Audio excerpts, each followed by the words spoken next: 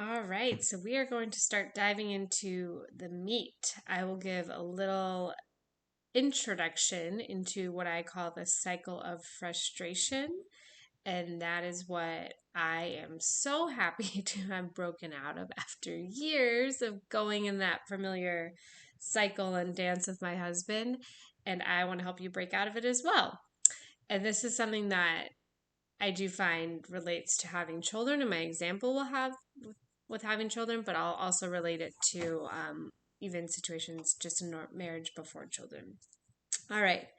So, for women who have had kids, I this might resonate with you. If it doesn't, I am so happy for you. But what I find with talking to women is this happens very often. All right, so you give birth. You are exhausted, you are hormonal, this is a whole new experience. I worked at WIC. I taught women how to take care of their babies, how to breastfeed, and I was not prepared. So I can't even imagine what it's like when you don't even have that background. So your husband, he is also unsure of what to do and he doesn't know how to help you. He wants to help you. He wants to fix things, but he's not quite sure. He's learning too. So you are not at your best state, obviously. You're probably going to be venting frustrations. You might be crying. You might be begging for help. You might be complaining.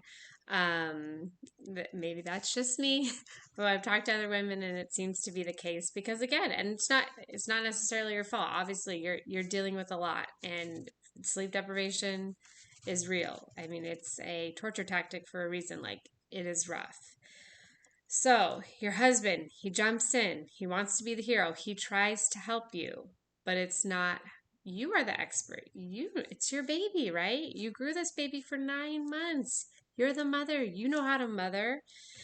So you might tell him he's doing it wrong. You might show him how to do it better. You might be criticizing him, telling him what to do.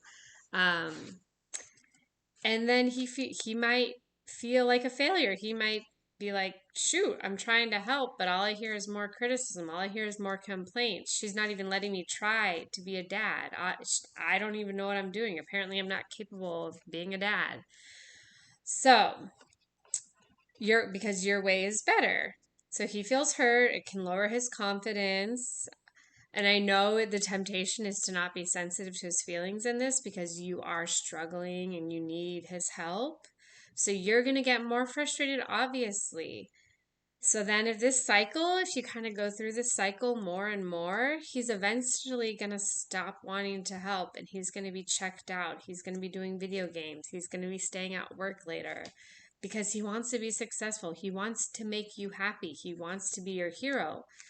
And he probably was good at doing that before you had kids. He might have been at least better at it.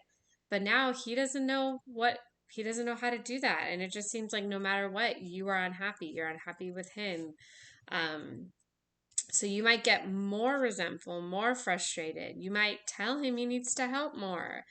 So this can lead, if unchecked, and sorry if this is doing a little dramatic, but that was my experience, and it from what I've heard from other women, it can kind of play out like that. Maybe not quite so intense and dramatic as it was in my situation, but it can lead to a breakdown of the relationship. In Facebook groups, because since I wasn't the child birth and lactation field, I'm in a lot of new mom groups and I see this so many times about their partner, who is otherwise a great partner, not helping out with the baby or not being able to help out the baby.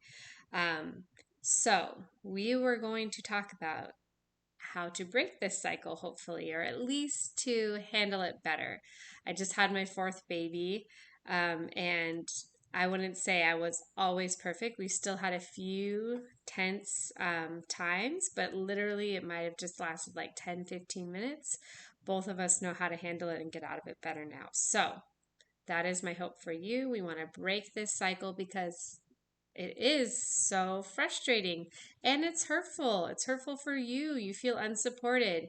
He feels hurt because he's trying to help and you're not recognizing that. So we don't want having babies. It is a stressful time, but we don't want it to break down your marriage. It happens to so many marriages, and it doesn't have to be that way. So there is a better way. And like I say, there is hope for a better marriage. So we're going to dive in on how to do this, and I am excited to do this together.